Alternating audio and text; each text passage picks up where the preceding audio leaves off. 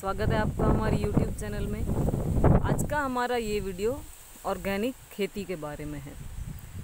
Organic खेती, जी हाँ, organic शब्द सुनते ही एकदम से कान चमक उठते हैं।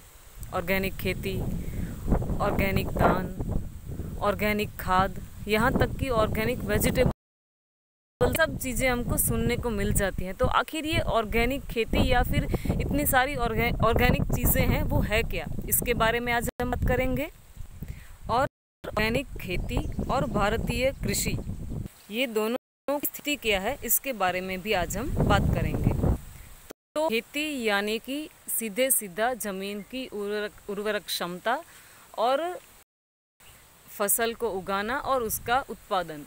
तो देखा जाए तो कृषि में सबसे जो महत्वपूर्ण चीज़ रहती है वो है हमारा जो भौगोलिक जलवायु क्षमता रहती है वो।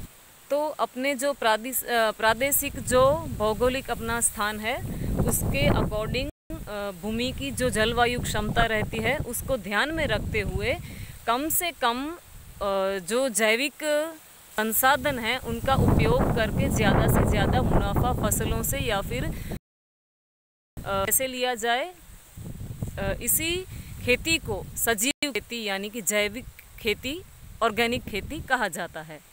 1940 से 50 के दशक से पहले भारत के जलवायु के हिसाब से पारंपरिक जो खेती होती थी उसे ही हम लगभग ऑर्गेनिक खेती कहते हैं। तो 1940 और 50 के दशक के बाद जैसे विदेशी कंपनियों ने रासायनिक खाद, रासायनिक प्रोडक्ट, ये सारे उत्पादनों को बेचने का जो स्टार्ट किया, इसके बाद से एक दोहरापन सा छा गया है कि रासायनिक खाद, रासायनिक जंतुनाशक, कीटनाशक, और एक तो ये पूरी फर्टिलाइज़र, केमिकल फर्टिलाइज़र एक इंडस्ट्री है, और दूसरी तरह है जहाँ पर ऑर्गेनिक खेती, इन सारे जैविक उत्पादनों का उपयोग, इन सीमित जो ये जैविक संसाधन रहते हैं इनसे 0% की लागत पे, यानी कि ना के बराबर में से ही, कृषि वेस्ट में से ही पूरी की पूरी ये खेती होती थी। तो 1940 और 50 के बाद जो रासायनिक ये जो फर्टिलाइज़र आए, उन्होंने जो फसल है उसमें थोड़ी उत्पादन क्षमता बढ़ाई, जो कि किसानों के लिए आकर्षण का केंद्र बन गया, और इसी के कारण कृषि ज़्यादा उत्पादन पाने की लालच में इन्हीं सारे फर्टिलाइज़र की ओर आकर्षित हुआ। और जैसे जैसे इन रासायनिक फर्टिलाइज़र का उपयोग बढ़ता गया, वैसे वैसे हमारी जो जलवायु क्षमता है वो भी खराब होती गई। भूमि की उर्वरक क्षमता रहती है वो भी इन फर्टिलाइज़र की वजह से खराब होती चली गई। और ये फर्टिलाइज़र एक पेन किलर की तरह काम करते हैं। जब आप फर्टिलाइज़र देंगे तो 15 से 20 दिनों तक फसल एकदम स्वस्थ दिखाई देगी, लेकिन इसके बाद धीरे धीरे इसका असर एकदम से कम हो जाएगा और आपको महीने दिन के बाद वापस से फर्टिलाइज़र का यूज़ करना रहेगा, नहीं तो फसल का जो ग्रोथ रहता है वो रुक जाएगा। और इसी फर्टिलाइज़र इंडस्ट्री से जुड़ती हुई यानी कि जैसे जैसे फर्टिलाइज़र का यूज़ ज़्यादा होने लगा, उर्वरक क्षमता भूमि की खराब होने लगी, वैसे वैसे काफ़ी बीमारियों ने फसलों को घेर लिया। और जैसे जैसे फसल में बीमारियां बढ़ी, वैसे वैसे जंतुनाशक का वितरण भी ज़्यादा होने लगा, इसकी बिक्री भी बढ़ती रही। तो इस तरह भारत में रासायनिक फर्टिलाइज़र और जो रासायनिक जंतुनाशक है उन्होंने अपनी एक पकड़ बना ली। एक तो ज़्यादा उत्पादन पाने की लालसा, और दूसरा ये जो जैविक खेती है, सजीव खेती है, इसकी पूरी माहिती भारतीय कृषि के पास ना होने के कारण वो दिन ब दिन इन सारी चीज़ों में पिसता गया। और इसी के कारण आज भी, वैसे तो भारत को कृषि प्रधान देश कहा जाता है, लेकिन भारत कृषि की हालत आज भी देश के कई हिस्सों में काफ़ी ज़्यादा खराब है। कर्ज, फसल का खराब हो जाना, फसल का सही से उत्पादन ना देना, या फिर कीट पतंगों के उपद्रव की वजह से पूरी की पूरी फसल का खराब हो जाना। और इसी के चलते भारत में आज भी साल में हजारों किसान आत्महत्या करते हैं, और ये सिलसिला अभी भी जारी है।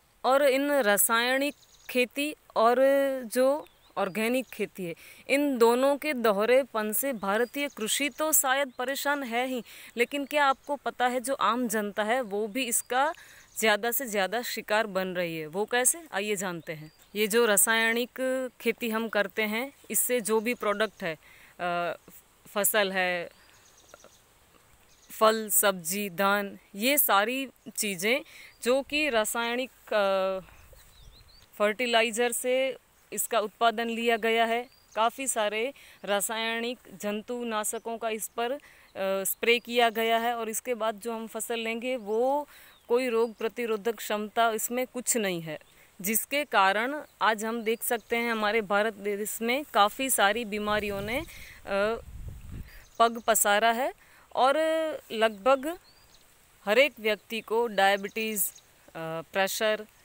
यहाँ तक कि गैस, एसिडिटी, ऐसी सारी समस्याएं एकदम से कॉमन बन गई हैं। यहाँ तक कि कैंसर, हृदय रोग, प्रेगनेंसी से लगती जो सारी समस्याएं हैं, उन सभी के मूल में यही रासायनिक जो फर्टिलाइज़र हैं, रासायनिक जो जंतुनाशक है, इन सभी का यूज़ ही होता है। क्योंकि जो हम खाते हैं उसमें ही अगर रोग प्रतिरोधक क्षमता नहीं होगी तो ये मूलभूत तकलीफ हैं जो हमें एक ना एक दिन पकड़ ही लेंगी।